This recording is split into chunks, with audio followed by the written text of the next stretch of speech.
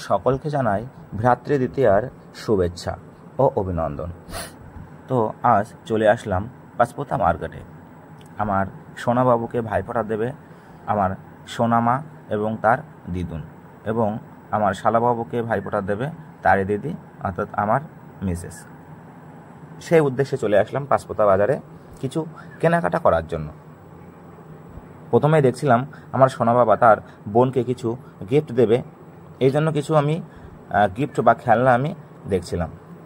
তো অনেক কিছু দেখছিলাম, দেখতে দেখতে আমার নজরে আসলো ড্যান্সিং বি। দেখে খুবই ভালোই লাগলো, কিন্তু সমস্যা হচ্ছে এটা নিয়ে গেলে আমার সোনামা হয়তো এক আছাড়েই ভেঙে পড়বে, এটাই আর কি। এই জন্য এটাকে আমরা রিজেক্ট করে দিলাম। তারপর আমরা দেখছিলাম টেবিল ল্যাম্প এবং অন্যান্য জিনিসপত্র। তো আমরা পছন্দ করে উঠতে পারছিলাম না। তারপর দেখেছিলাম একটি টয় রেসিং কার। হ্যাঁ, খুবই ভালো লাগছিল, কিন্তু এই চাকাগুলো অতটা মজবুত ছিল না। সবই আমার সোনামার কাছে তুচ্ছ, কারণ সব জিনিসই ধরে আছাড় মারে। তারপর দেখছিলাম এই খেলনাগুলো, ফোর হুইলার। হ্যাঁ, একটু শক্তপোক্ত আছে, যা আমার সোনামা আছাড় মারলেও হয়তো খুব তাড়াতাড়ি ভাঙবে না। তো এখানে লাল এবং আরেকটি কালার ছিল। তো এই যে রেড কালারের, এটাই আমাদের পছন্দ হয়েছিল। 98 মার্কিং করা আছে। সাথে একটা দেখছিলাম টকিং ক্যাট। হ্যাঁ, টকিং ক্যাট, কিন্তু এতটাই থিন, মানে অতটা মজবুত নয়। সেই একই সমস্যা, আছাড়ের সমস্যা। আছাড় মারলেই শেষ, ছুঁড়ে ফেলবে, ভেঙে ফেলবে, আছাড় মারবে।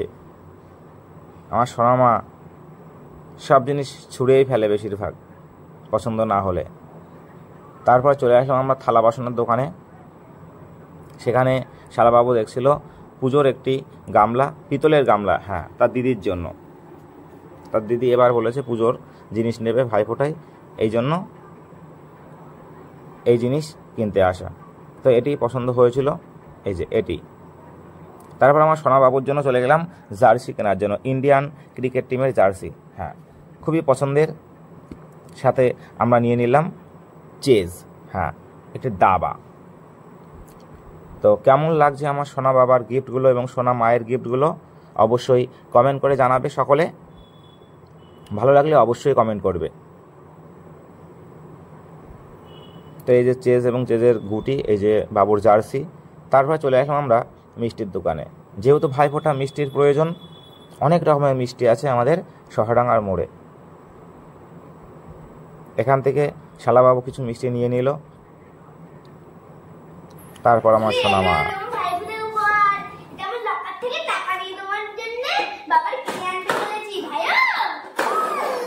কে দিয়েছে মা, কে দিয়েছে? দাদা দিয়েছে।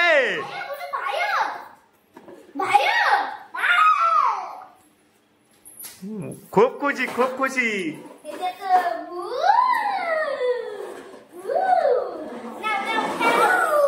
ওরে বাবা রে, কত বড় গাড়ি! ওরে বাবা রে, তাই তো।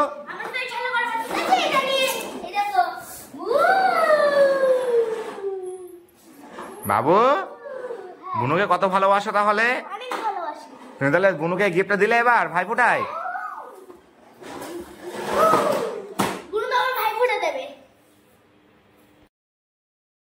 সেই ভ্রাতৃদ্বিতীয়ার শুভ লক্ষণ চলে এসছে। সকলে বসে পড়েছে। আমার শালা, আমার সোনা বাবা, আমার সোনা মাও রেডি, এবং সোনা বাবাকে দুজন ভাইফোঁটা দেবে, তার দিদুন এবং তার বোন। সবাই প্রস্তুত হচ্ছে। বছরের একটি দিন প্রত্যেক ভাইয়েরা অপেক্ষা করে থাকে তার দিদি বা বোনের কাছ থেকে ফোঁটা নেওয়ার জন্য। কারণ ভাইয়েরা যখন বোনেদের কাছ থেকে ফোঁটা নেয়, সেটা একটা আশীর্বাদ স্বরূপ। সর্বদাই দিদিরা ভাইদেরকে আশীর্বাদ করেই থাকে। তো আজকের দিনটা একটি বিশেষ দিন প্রত্যেক ভাই বোনের কাছে। তো আমার উনি তো আর ঠিকঠাক ঘুঞ্চি পড়াতে পারে না, এই জন্য তার ভাই বলছে আমাকে দিয়ে আমি পড়ে নিচ্ছি।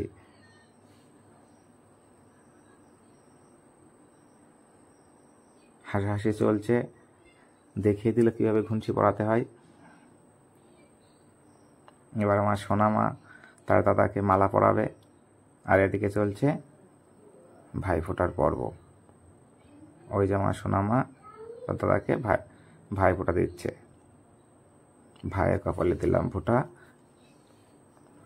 আর একটা রকম শলক আছে, যমুনা দেয় যমকে ফোঁটা, আমি দিই আমার ভাইকে ফোঁটা। তো এইভাবেই চলছে ভাইফোঁটার পর্ব।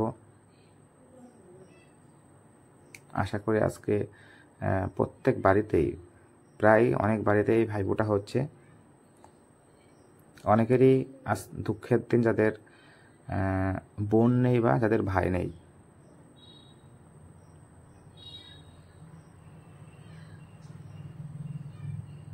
ভিডিওটি ভালো লাগলে অবশ্যই একটি লাইক, একটি কমেন্ট করবে সকলেই, যে কেমন লাগলো ভিডিওটি।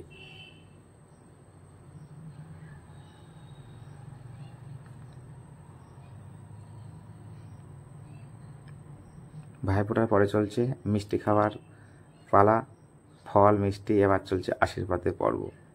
দেওয়া দেওয়ার পর্ব আগে হয়ে গেছে। আমার শালাবাবুকে তার দিদি হেডফোন এবং ফোনের কভার গিফট করেছে, ইয়ারবাড গিফট করেছিল।